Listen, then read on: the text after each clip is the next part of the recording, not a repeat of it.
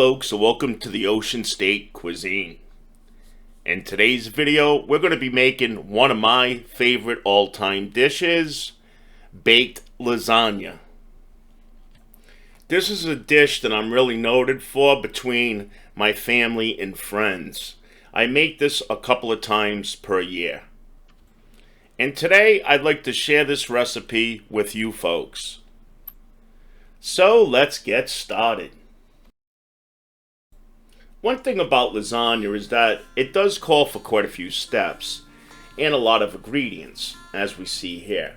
Now this isn't actually everything I'm going to be using in today's recipe because I'm not showing the seasonings yet.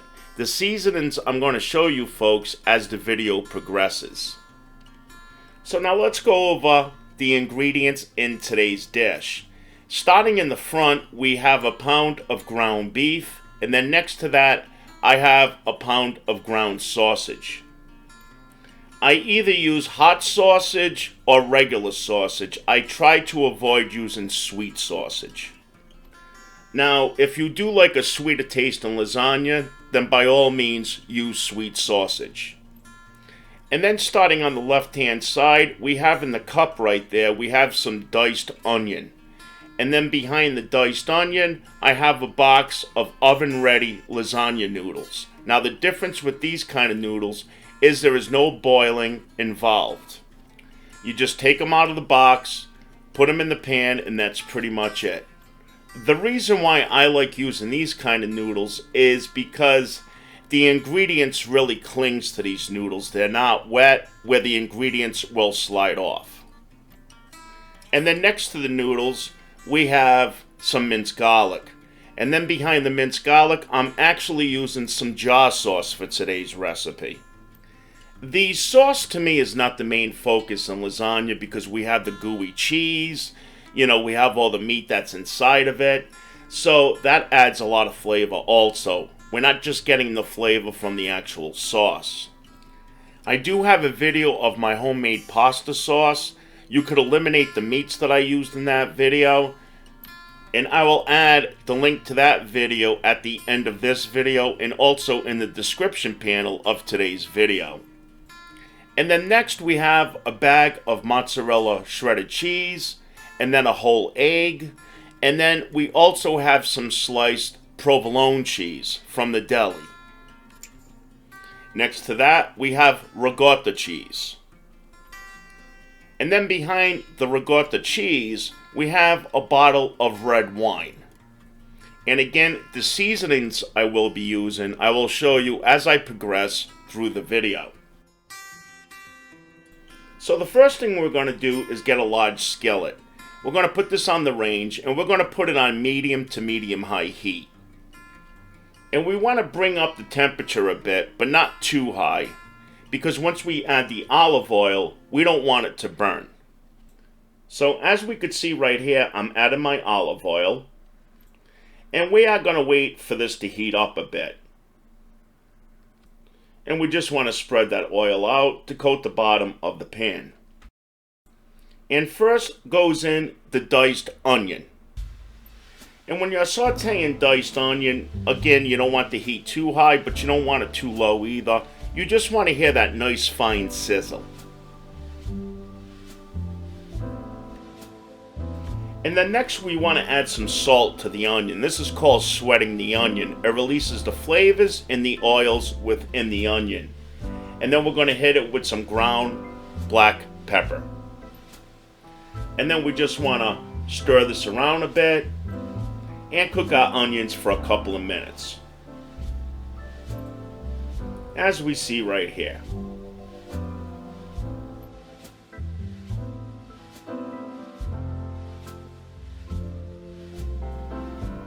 Now, if you notice, what I do is that I kind of push the onions after sauteing them for a few minutes off to one side. And then I start adding my meat to the pan. And I usually start off with the sausage first, because the sausage takes a little more time. It's a more dense meat than the ground hamburger meat, or I should say the ground beef. The reason why I do this is so that the meat is getting full contact with the pan. And as the meat begins to brown, it's going to break up a lot easier. So we just want to keep stirring this about. I'm using a fork to kind of help break it up a bit. And then we also want to stir around our diced onions to make sure that it does not burn. And now I'm just going to let the sausage simmer a bit. And this here way, as it cooks more, it's going to break up a lot more easier. Just like that. Next we're going to add our ground beef now to the sausage. And start cooking this all together now.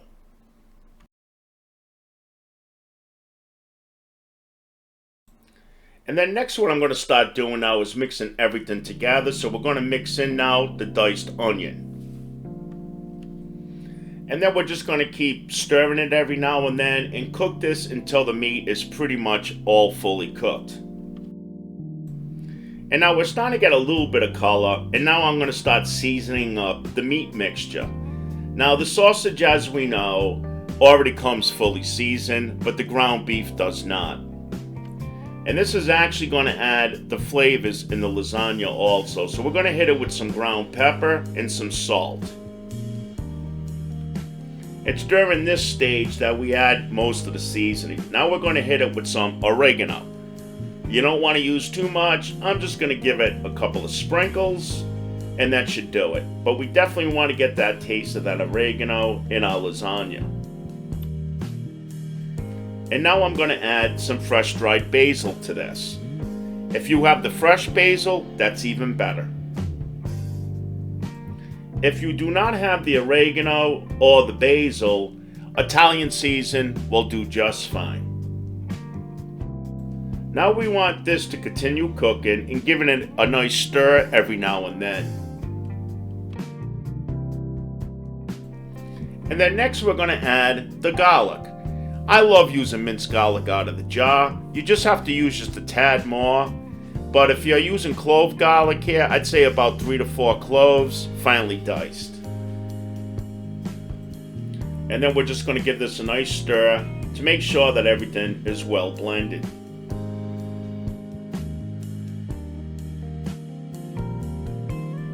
And now we can see that the meat's starting to break up more. We're looking for the consistency of like making sloppy joe or a chili.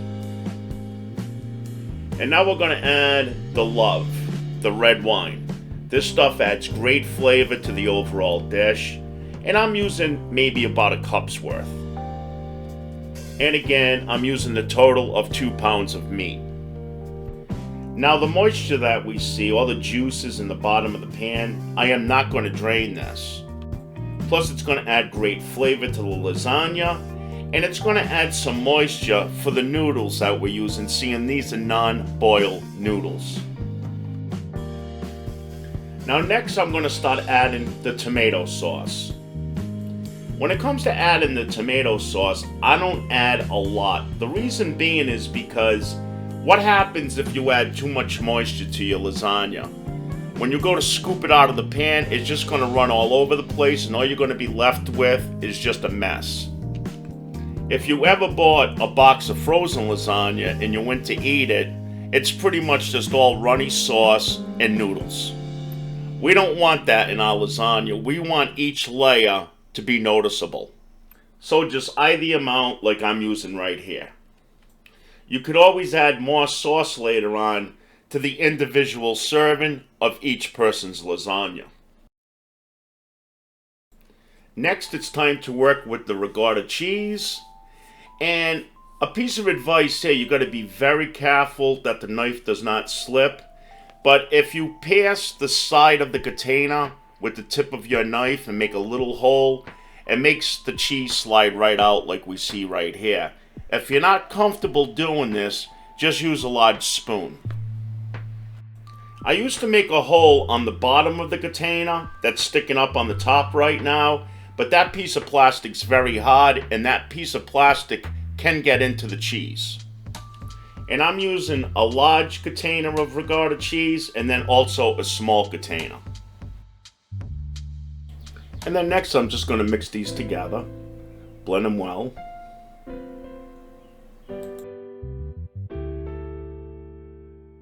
And now we have to season the ricotta cheese mixture.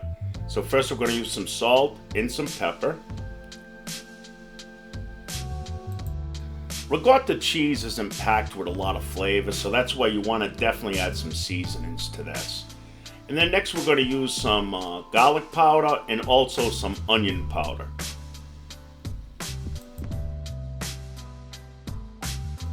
I'm probably just adding about 2 flat teaspoons of each one because there's also a lot of flavor in the meat sauce.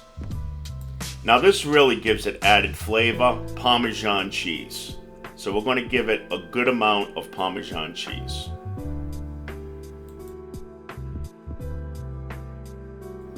And now we're going to add some basil.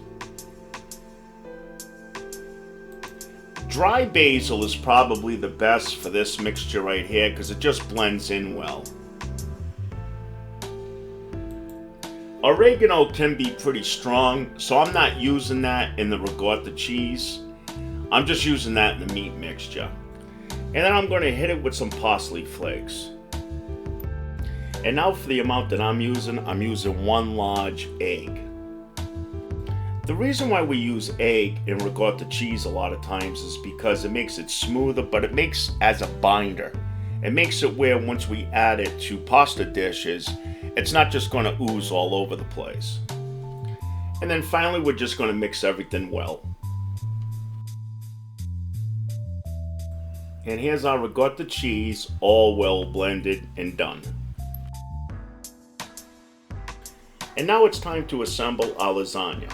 So here I'm using a 9 by 13 inch pan. And then we're also using the non-boiled noodles for the lasagna. I know in the image it kind of looks like a square pan, but it's not. It's a basic 9 by 13 inch. Now we're going to spray the bottom and the sides with some cooking spray.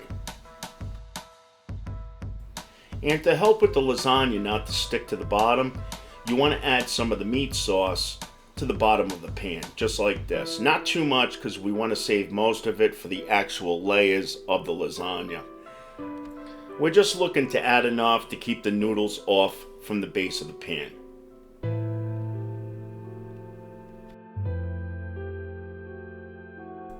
And now it's time to start adding the noodles to the pan. These noodles happen to be a little bit shorter than the traditional noodles, which is usually the length of the pan, which is 13 inches. So I was staggering them, and then I decided to push them all off to one side. So right now we're adding first the cheese mixture. I find that it's a lot easier to spread the cheese on the noodles itself. Now some folks will put the cheese on one layer, and then the next layer they would put the meat mixture. But I kind of put a layer of both on the same layer. This here way you're getting the flavors from the meat mixture also dripping into the cheese mixture, which adds great flavor. And now I decided to push off the noodles to one side, and we're going to get another piece of noodle, break it a bit, and we're just going to put it down just like that. Good enough. So now I'm going to continue to spread the cheese mixture around, add a little more, and get it to the point where it's actually covering all the noodles. And that's pretty good right there. That's a good amount of cheese right there for our first layer. And now next I'm going to start adding the meat mixture to the cheese now. And as I was saying earlier, adding the meat like this to the top of the cheese while it bakes is going to make all those nice flavors drip down and blend in with the cheese mixture. Another reason why I also used the shorter noodles for this recipe was because I was planning on making a smaller lasagna. But the next size pan that I had smaller than this one was actually too small. And some lasagnas I make, I actually have a lasagna pan. It's a much higher pan. And sometimes I actually make a 5-layer lasagna. But today I'm just making a 3-layer. So that's enough meat mixture right there. Now I'm going to put a layer of the sliced provolone cheese. Sliced provolone cheese just has a more sharper flavor than mozzarella does, and it really melts well. So again, we're just going to add a layer of this. And the brand name that I'm using here is Boar's Head. Theirs has a pretty good flavor for deli sliced cheese. Now it's time to go on to our second layer. And I'm going to speed up the camera here, just so we're not making a video too long.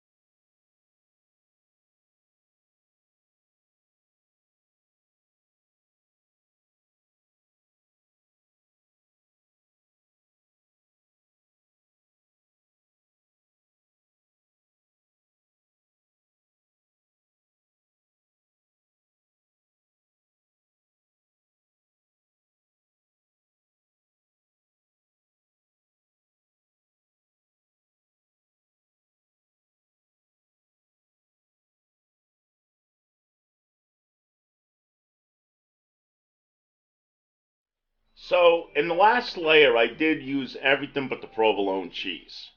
If you want to add the provolone cheese to each layer, by all means, do so. Now for the third layer right here, I am staggering. The meat mixture is going to be placed on top of this cheese mixture. The biggest tip when it comes to a good looking lasagna and one that tastes really good is, again, you don't want this to be too runny.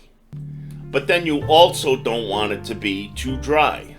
So that's the reason why the meat mixture, I didn't drain any of those oils, fats, or liquids from the meat mixture. But I also did not add a whole quart of, say, tomato sauce, because that would make it too runny. And we notice all the oils and the juices from the meat mixture, plus the wine that we used earlier, which is just going to add great flavor to this overall lasagna. And so we can see right there, everything's well spread, and it's starting to look really good. Now all that's left to do now is cover the top with our mozzarella cheese.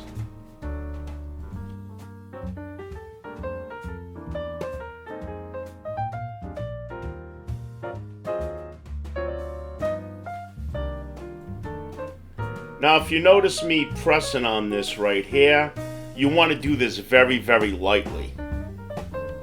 Matter of fact, you don't even have to do that at all. And then we're just going to sprinkle the top with some parsley flakes. And now next I'm going to tent this with some aluminum foil, which means putting on the aluminum foil where the center of the aluminum foil is not in actual contact with the lasagna. As we see right here. Because the reason for this is because we don't want the aluminum foil to actually touch the lasagna, because then the cheese is going to melt and stick to it. Just as long as the edges is crimped over, you're good to go. Now all that we need to do now is put it in the oven, and I baked mine at 330 degrees Fahrenheit for 1 hour. My meat thermometer read almost 200 degrees, which is perfect, right in the center of the lasagna.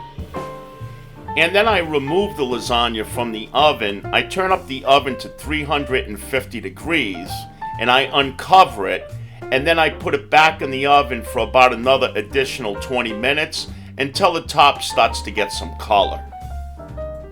And here we are, folks. And I did want to mention too, when you do put it back in the oven, put it on the top rack. It browns easier that way. If it's still not brown enough after 15-20 minutes, you could put the broiler on for a couple of minutes, but keep a careful eye on it. So I think that looks pretty darn good. Now, very important, you want your lasagna to sit for a good 15 to 20 minutes. This can make or break your lasagna. So we want it to really set up so when we scoop out that first piece, it stays well together. Now comes the final test. Taking out that first piece. Let's see what it looks like. Looks perfect, folks. We don't see it running all over the plate. This is a great tasting lasagna. And now we just topped it with some tomato sauce, and there you are, folks. My version of my Italian style baked lasagna. And I know that this video was pretty long, but we know that lasagna, there is quite a few steps involved. And a lot of ingredients. So that's about it for today, folks. Thanks again for watching the OceanState Cuisine. Feel free to sub up for more delicious videos coming your way.